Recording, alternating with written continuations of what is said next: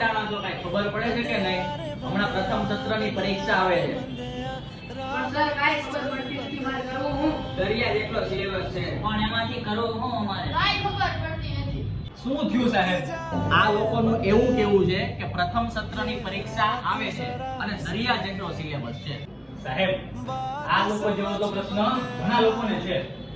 દરિયા જેટલો સિલેબસ છે પણ કરવું શું કાંઈ ખબર પડતી નથી.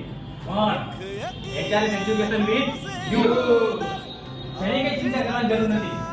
પ્રથમ સત્ર માટે ધોરણ 9 અને 10 ના વિદ્યાર્થીઓ માટે ટોટલી IMP બેચ કે જે આવતી રહી છે YouTube અને Instagram ઉપર. કઈ જગ્યાએ આવશે? YouTube અને Instagram ઉપર.